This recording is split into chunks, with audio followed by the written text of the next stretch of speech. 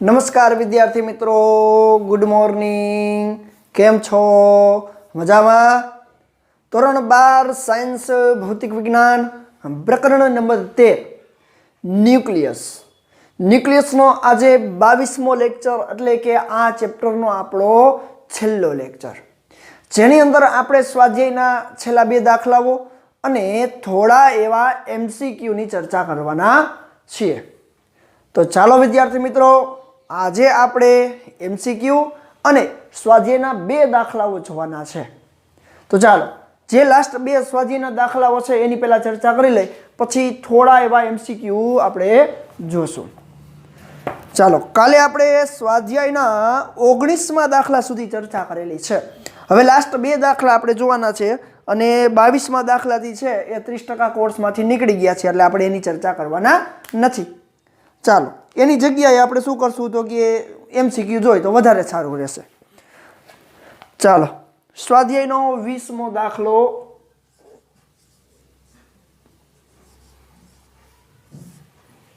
શું કહે છે? જો 2 ડ્યુટેરોનના સન્મુખ સંઘાત માટે સ્થિતિસ્થાપક બેરિયરની ઊંચાઈ, સ્થિતિસ્થાપક બેરિયરની ઊંચાઈનો મિનિંગ શું થશે તો કે અહીંયા સ્થિતિસ્થાપક બેરિયરની ઊંચાઈ એટલે 2 ડ્યુટેરોન એકબીજાને સહેજ સ્પર્શે। 2 ડ્યુટેરોનનો સન્મુખ ત્યાર સંઘાતનો મિનિંગ, ધારો કે એક ડ્યુટેરોન છે H12 અહીંયા લખું છું, અને બીજો ડ્યુટેરોન એકબીજાને સ્પર્શે H12, સન્મુખ ત્યાર સંઘાતની વાત છે, એટલે કે બંનેની સ્થિતિમાન બેરિયરની ઊંચાઈની વાત। તો સન્મુખ ત્યાર સંઘાત એટલે કે એકબીજાને સહેજ સ્પર્શે, આ રીતે બંને એકબીજાને સ્પર્શે ત્યારે તેમની વચ્ચેનું કુલંબીય અપાકર્ષણ બળ દ્વારા અપાય છે। તો તેમને 2 ફર્મી એટલે કે ફેમ્ટોમીટરની ત્રિજ્યાના સખત ગોળા ગણી શકાય તેમ ધારો તો આપણે એની સ્થિતિમાન બેરિયરની ઊંચાઈ શોધવાની છે। હાલો, 2 ડ્યુટેરોન એટલે કે એની પાસે એક પ્રોટોન આવેલા હોય। તો ડ્યુટેરોન એ હાઇડ્રોજનનો સમસ્થાનિક છે, એ આપને ખબર છે। તો ડ્યુટેરોનના ન્યુક્લિયસની ત્રિજ્યા આપણે આપી છે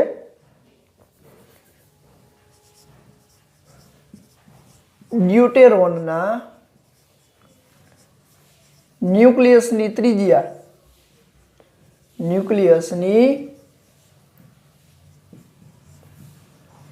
ત્રિજ્યા R બરાબર 2 ફર્મી એટલે 2 × 10⁻15 મીટર। પણ જ્યારે 2 ડ્યુટેરોન એકબીજા સાથે આમ સ્પર્શે ત્યારે તેમના કેન્દ્રો વચ્ચેનું અંતર આટલું થાય, R × R + R જેટલું થાય। તો અહીંયા લખીએ કે જ્યારે 2 ડ્યુટેરોન એકબીજાને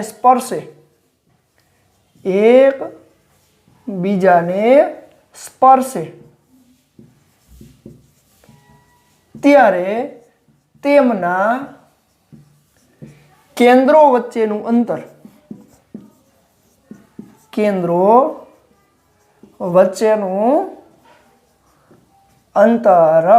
જેને હું R વડે દર્શાવું તો કેટલું થાય? આનાથી ડબલ થઈ જાય, 2R જેટલું, કારણ કે કેન્દ્ર વચ્ચેનું અંતર એટલે એકનું R ત્રિજ્યા, બીજું R ત્રિજ્યા, R + R એટલે 2R, એટલે કે 4 × 10⁻15 મીટર। હવે સ્થિતિમાન બેરિયરની ઊંચાઈ એટલે કે બંને એકબીજાને આમ જસ્ટ સ્પર્શે એ દરમિયાન એ બીજામાં સંગ્રહ પામતી સ્થિતિ ઉર્જા જેટલું થાય। તો અહીંયા બંને પાસે વિદ્યુતભાર પ્રોટોન પરના વિદ્યુતભાર જેટલો જ હશે। તો અહીંયા જ્યારે સન્મુખ ત્યાર સંઘાત અનુભવે, બંને ડ્યુટેરોન સંઘાત અનુભવે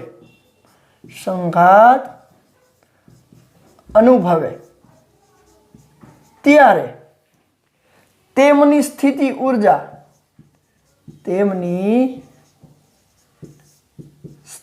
ઉર્જા હાલો સ્થિતિ ઉર્જાનું સૂત્ર આપણને ખબર છે U is equal to K Q1 Q2 upon R.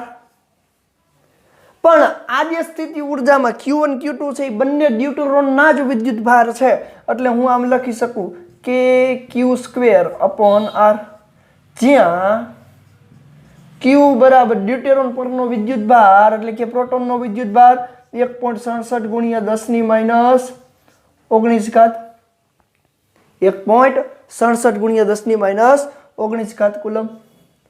તો કિંમતો મૂકીએ તો સ્થિતિ ઉર્જા U બરાબર K એટલે 9 ગુણ્યા 10 - 9 ઘાત ગુણ્યા Q² એટલે 1.67 ગુણ્યા 10 - 19 ઘાત એનો વર્ગ ના છેદમાં R એટલે 4 ગુણ્યા 10 - 15 ઘાત. ચાલો કેલ્ક્યુલેટ કરીએ. 9 ગુણ્યા 1.67 ગુણ્યા 1.67 ભાગ્યા 4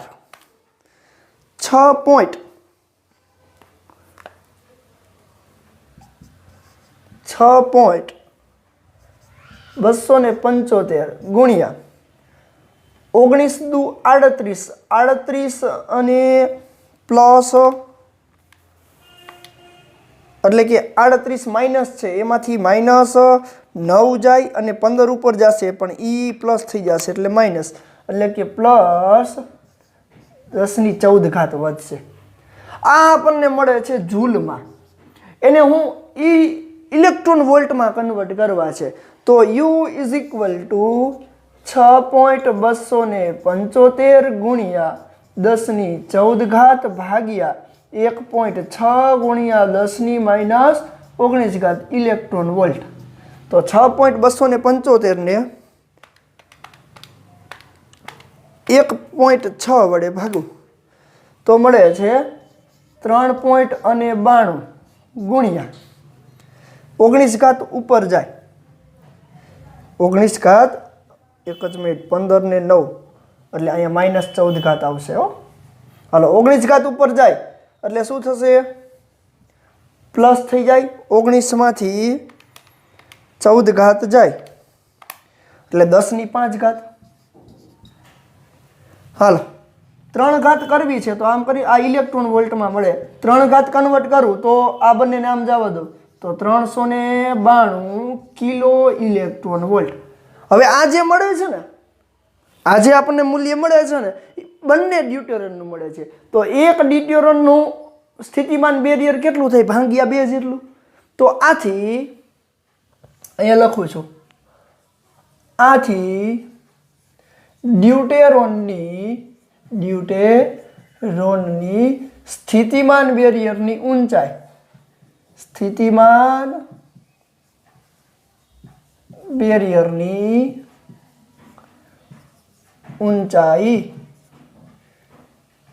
H કયો તોય ભલે અને સ્થિતિ ઉર્જા કયો તોય ભલે 392 ભાગ્યા 2 કિલો ઇલેક્ટ્રોન વોલ્ટ 392 ભાગ્યા 2 near equal to 196 kilo electron volt. તો આ છે સ્થિતિમાન બેરિયરની ઊંચાઈ. એકદમ સરળ દાખલો છે, ખાલી સમજવાની જરૂર છે કે એની સ્થિતિ ઉર્જા એ જ એની સ્થિતિમાન બેરિયરની ઊંચાઈ એટલે કે બંને ડ્યુટેરોન વચ્ચે લાગતા કુલંબીય અપાકર્ષણ બળનું મૂલ્ય. અને વોલ્ટેજમાં કન્વર્ટ કરો તો ઈ વડે ભાગી નાખો એટલે આપણે વોલ્ટેજ મળી જાય. રેડી? એટલે સરળ છે. તો આ છે સ્વાધ્યાયનો 20મો દાખલો. ચાલો જોઈ લેજો, સ્ક્રીનશોટ પાડી લેજો.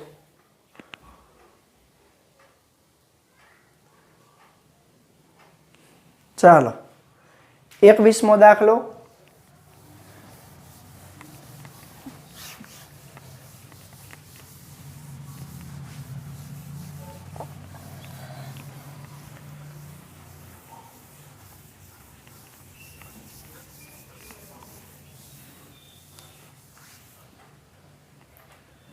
સ્વાધ્યાયનો 21મો દાખલો શું કહે છે જોવો.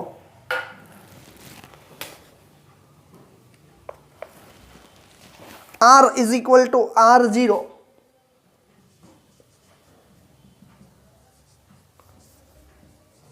R is equal to R0 a raised to 1/3 સમીકરણ આપને ખબર છે જે તારવેલું છે સંબંધ જ્યાં R0 એ અચળાંક છે અને એ આપેલ ન્યુક્લિયરનો પરમાણુ દળાંક આપને ખબર છે ન્યુક્લિયસનું દળાંક છે એના પરથી ન્યુક્લિયર દ્રવ્યની ઘનતા લગભગ અચળ હોય એવું સાબિત કરો એટલે કે એ પર આધારિત નથી એવું સાબિત કરવાનું છે ચાલો હવે આપણે ધારી લઈએ ધારો કે ન્યુક્લિયસનું કુલ દળ ધારો કે ન્યુક્લિયસનું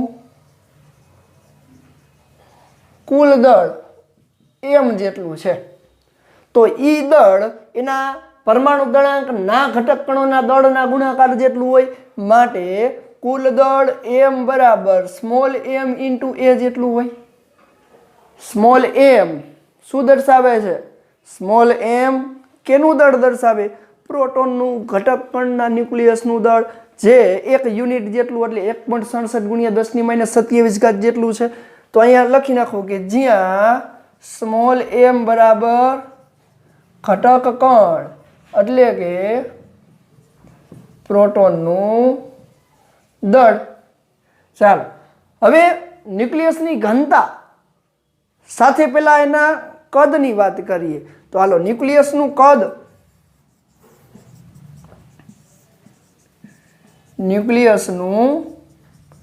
કદ હાલો કદ v બરાબર 4/3 પાઈ r નો ઘન થાય r ની જગ્યાએ આ મૂકું માટે v is equal to 4/3 pi r0 a raised to 1/3 એનો ઘન r ની જગ્યાએ મૂક્યું માટે v is equal to 4/3 pi r0 નો ઘન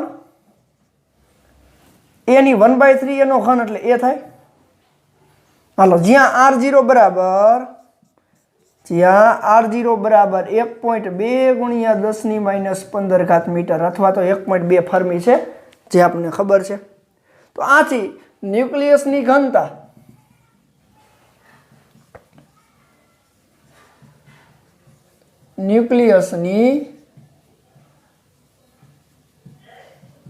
ઘનતા રો ઇઝ ઇક્વલ ટુ દળના છેદમાં કદ દળ એટલે m એટલે ma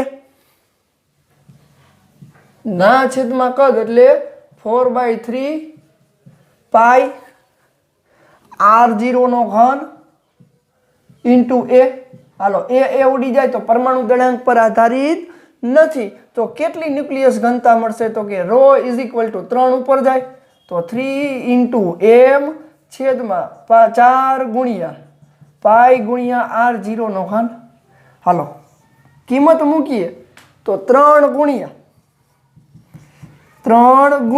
1.67 ગુણ્યા 10⁻27 છેદમાં 4 ગુણ્યા 3.14 ગુણ્યા r0 નો ઘન એટલે 1.2 ગુણ્યા 10⁻15 નો ઘન ચાલો કેલ્ક્યુલેશન કરો જોઈ તમને એની ઘનતા અચળ મળે છે એ 3 ગુણ્યા 1.67 ભાગ્યા 4 ભાગ્યા 3.14 ભાગ્યા 1.2 ભાગ્યા 3 વાર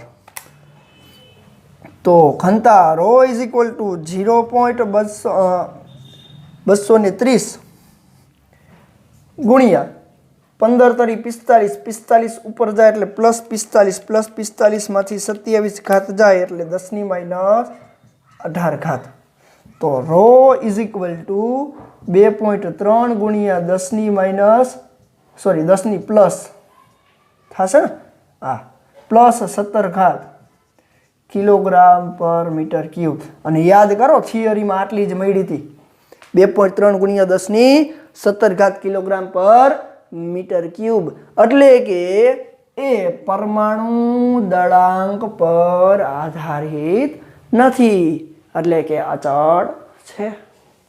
ચાલો છેલ્લો દાખલો છે, જોઈ લેજો, સ્ક્રીનશોટ પાડી લેજો.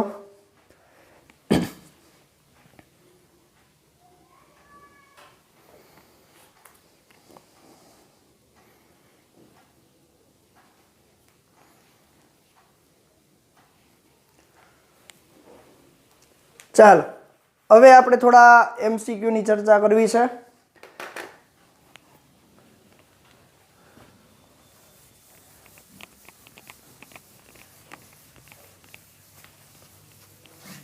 પછી આપણે આ ચેપ્ટરને પૂર્ણ વિરામ આપશું અને એના પછીનું નેક્સ્ટ ચેપ્ટર આપણે ચાલુ કરશું.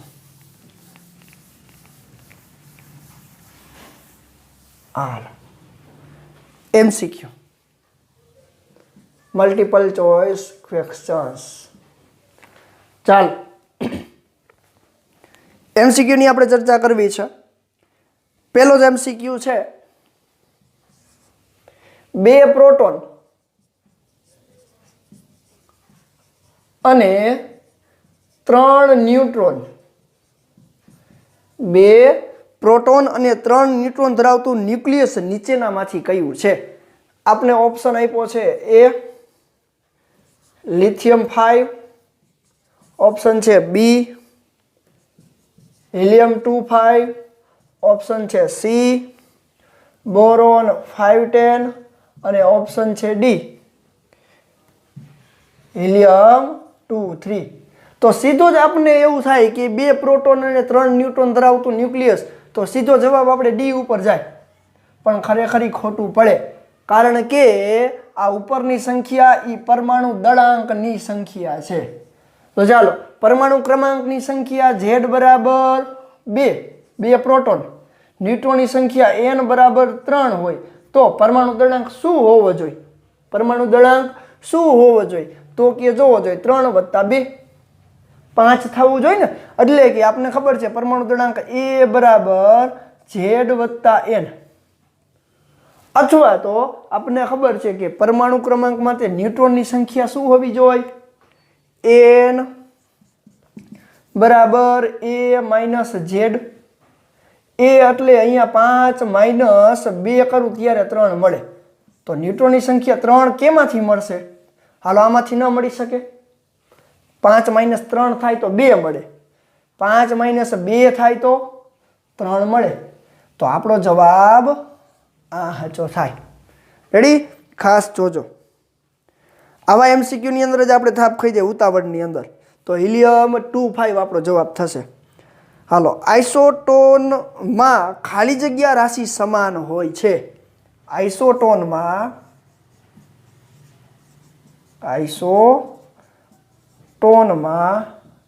ખાલી જગ્યા સમાન હોય છે. યાદ કરો વ્યાખ્યા. ઓપ્શન બોલું છું. એ પ્રોટોનની સંખ્યા સમાન હોય, બી ન્યુટ્રોનની સંખ્યા સમાન હોય, સી ન્યુક્લિયોનની સંખ્યા, ન્યુક્લિયોન એટલે પ્રોટોન ન્યુટ્રોન બે સમાન હોય, અને આપેલ તમામ. તો આઇસોટોન એટલે શું? તો કે જેમના ન્યુટ્રોનની સંખ્યા સમાન હોય, જેમાં ન્યુટ્રોનની સંખ્યા સમાન હોય પરંતુ આપેલ પરમાણુ ક્રમાંક અને પરમાણુ દળાંક અલગ અલગ હોય, એને આપણે શું કીધું હતું? એકબીજાના આઇસોટોન. તો અહીંયા ન્યુટ્રોનની સંખ્યા સમાન હોય. શું હોય? ન્યુટ્રોનની સંખ્યા સમાન હોય. ચાલો સોનાના સમસ્થાનિકોની સંખ્યા નીચેનામાંથી કેટલી છે? જો આ આપણે ટેક્સ્ટ બુકમાં ક્યાં આપ્યું નથી. સોનાના સમસ્થાનિકોની સંખ્યા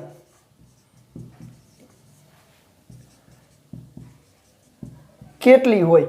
તો સોનાનું પરમાણુ દળાંકના સમસ્થાનિકોની સંખ્યા ચાલુ થાય છે A બરાબર 173 થી A બરાબર 204 સુધી છે. કેટલા?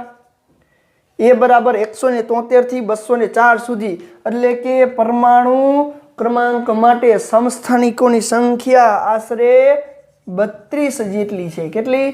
સોના પાસે 32 જેટલા સમસ્થાનિક છે. કેટલા? 32. એટલે ખાસ યાદ રાખજો સોનાના સમસ્થાનિકોની સંખ્યા 32 જેટલી છે. ચાલો એના પછી ચોથો MCQ છે 27 પરમાણુ દળાંક વાળા ન્યુક્લિયસની ત્રિજ્યા આપણને આપી છે. પરમાણુ દળાંક A બરાબર 27 અને એની ત્રિજ્યા આપણને આપી છે. હાલો એને A1 કહી દઉં કારણ કે બીજું સામે છે. અને ત્રિજ્યા R1 બરાબર 3 × 10 - 15 મીટર છે. ખાસ રકમ જોજો, 27 પરમાણુ દળાંક વાળા ન્યુક્લિયસની ત્રિજ્યા લગભગ 3 × 10 - 15 મીટર છે. તો 125 પરમાણુ દળાંક વાળા એટલે કે A2 બરાબર 128 પરમાણુ દળાંક વાળા ન્યુક્લિયસની ત્રિજ્યા કેટલી થાય? ચાલો આવા દાખલાની અંદર આપને સૂત્ર ખબર છે, R બરાબર R0 a⁻1/3 છે. ચાલો પેલા માટે લખું તો શું થાય? R1 બરાબર R0 a1/1/3. બીજા માટે લખું તો R2 બરાબર R0 a2/1/3. બંનેનો ગુણોત્તર લઈ લ્યો. જોઈ છે શું R2 તો R2 ના છેદમાં R1 લખાય ને, અહીંયા લખું છું R2 ના છેદમાં R1. R2 માં R0 ઉડી જાય, શું થાય? A2 ના છેદમાં A1 એની 1/3. તો R2 બરાબર R1 ગુણ્યા A2 ના છેદમાં A1 એની 1/3. કિંમત બધી આપણે આપી દીધી છે. A1 આપ્યો છે, A2 આપ્યો છે. તો તમને શીખડાવેલું છે R1 કેટલું છે? 3 × 10 - 15 128 ભાગ્યા 27 એની 1/3. આની 1/3 કરતાં પણ તમને શીખડાવી દીધું છે. કિંમત મેળવી લ્યો એટલે આવી જશે. હાલો 1/3 ઘનમૂળ કેવી રીતે કઢાય? સંખ્યા 1 વાર વર્ગમૂળ ગુણ્યા 2 વાર વર્ગમૂળ ગુણ્યા 4 વાર વર્ગમૂળ ગુણ્યા 8 વાર વર્ગમૂળ ગુણ્યા 1 વાર વર્ગમૂળ. એટલે તમને આનું શું મળી જાય? ઘનમૂળ મળી જાય. અને એની આરે ગુણી દો એટલે R2 તમને મળી જશે. રેડી? એકદમ સિમ્પલ છે. એટલે તમને એની બીજા ન્યુક્લિયસની શું મળી જાય? ત્રિજ્યા તમને મળી જાય. ચાલો એના પછી નેક્સ્ટ MCQ ની વાત કરીએ. આ ખાસ કેલ્ક્યુલેશન પૂરી કરી લેજો, સરળ છે, દાખલામાં આવી ગઈ છે એટલા માટે અત્યારે મેં અધૂરી મૂકી દીધી છે. ચાલો નેક્સ્ટ MCQ. એક ઇલેક્ટ્રોન અને એક પોઝિટ્રોનના સંયોજનથી ઉત્સર્જિત ઉર્જા કેટલી થાય?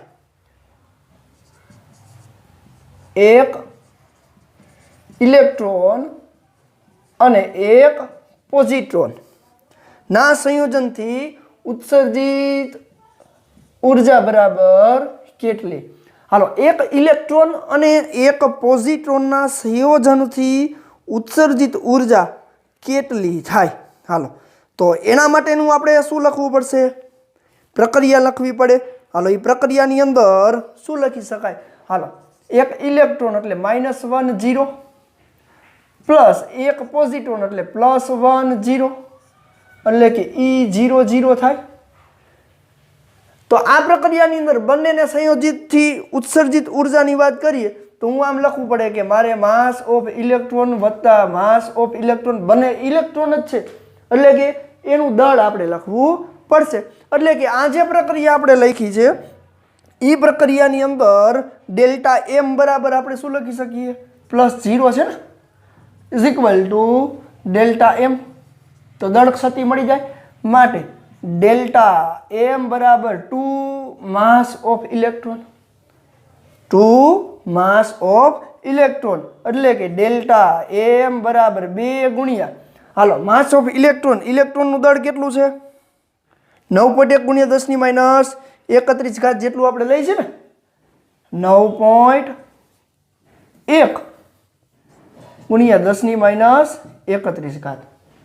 હાલો તો E બરાબર ડેલ્ટા MC² પ્રમાણે, ડેલ્ટા M એટલે 2 ગુણ્યા 9.1 × 10 - 31. હાલો C² એટલે જૂલ સ્ક્વેર એટલે 3 × 10 નો વર્ગ થાય, 3 × 10 એનો વર્ગ. હાલો કેલ્ક્યુલેશન પૂરી કરો, જવાબ તમને શેમાં મળે? જૂલમાં. અને ઓપ્શનમાં આપણને જૂલમાં જવાબ આપ્યો છે એટલે આપણે એને મિલિયન ઇલેક્ટ્રોન વોલ્ટમાં કે ઇલેક્ટ્રોન વોલ્ટમાં કન્વર્ટ કરવાની જરૂર નથી. એટલા જ માટે જોવો જોઈએ અહીંયા મેં ઇલેક્ટ્રોનનું દળ કયું મૂક્યું?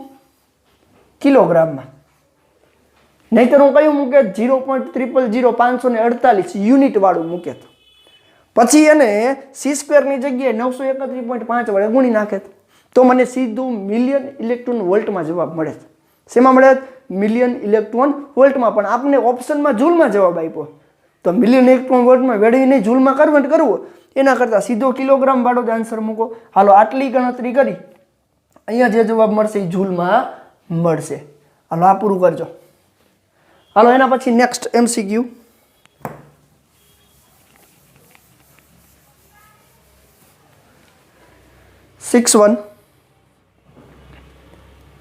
ન્યુક્લિયોન દીઠ બંધન ઉર્જા વિરુદ્ધ પરમાણુ દળાંકના આલેખમાં ન્યુક્લિયોન દીઠ બંધન ઉર્જા વિરુદ્ધ પરમાણુ દળાંકના આલેખમાં ખાલી જગ્યા ન્યુક્લિયસ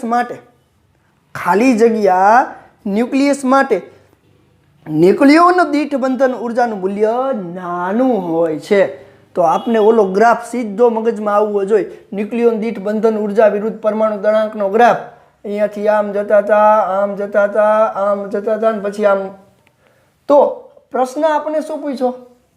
આટલામાં અચળ હતું. ન્યુક્લિયોન દીઠ બંધન ઉર્જા આટલામાં અચળ છે.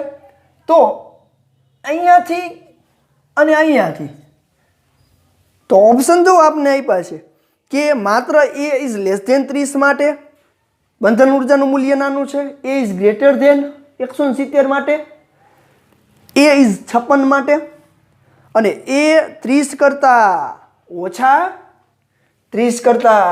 ઓછા અને 170 કરતાં વધારે. તો આપણો ઓપ્શન શું સાચો થાય? 30 કરતાં ઓછા અને 170 કરતાં વધારે પરમાણુ દળાંકો હોય એવાના ન્યુક્લિયોન દીઠ બંધન ઉર્જા નાની છે. જો મોટીની વાત કરીએ અથવા અચળની વાત કરીએ તો અચળ કેની વચ્ચે છે? 30 કરતાં વધારે અને 170 કરતાં ઓછા હોય એવા પરમાણુ દળાંક ધરાવતા હોય એવા ન્યુક્લિયસની ન્યુક્લિયોન દીઠ બંધન ઉર્જા લગભગ અચળ છે. આ ગ્રાફ આપના સીધા મગજમાં આવી જવો જોઈએ. ચાલો એક MCQ આપણે એવો આપ્યો છે 7મો કે જેમાં આપણે એવું કીધું છે કે dN/dt એટલે સમયની સાપેક્ષે વિભંજન દર ટેન્સ ટુ અવિભંજિત ન્યુક્લિયસનો ઢાળ કેવો મળે, એટલે કે લેમડાના કેવા પ્રમાણમાં મળે. આપણે ઓપ્શન આપ્યો છે A lambda, B lambda into dt, C 1/લેમડા અને D માઇનસ લેમડા. હવે જો આનો જવાબ તમારે મેળવવો હોય ને તો તમારે શું કરવું પડે? તો કે dN/dt is equal to minus lambda into N છે ને સૂત્ર. dN/dt is equal to minus lambda into N. તો કોના સમપ્રમાણમાં હોય? dN/dt ટેન્સ ટુ N માં માઇનસ લેમડાના સમપ્રમાણમાં હશે. કેવા પ્રકારનું સૂત્ર છે એના ઉપર આધાર રાખે. આપણે આ સૂત્રનો અત્યારે ઉપયોગ કર્યો. એટલે કે minus dN is equal to dN/dt કે જેની અંદર ઈ માઇનસ લેમડાનો એનો ઢાળ કેવો મળશે? ઋણમાં લેમડા એટલે ક્ષય નિયતાંક, એટલે કે ઋણ ક્ષય નિયતાંક, ઋણ નિશાની અવિભંજિત ન્યુક્લિયસમાં થતા ઘટાડાની નિશાની દર્શાવે છે. તો ચાલો જોઈ લેજો આ MCQ.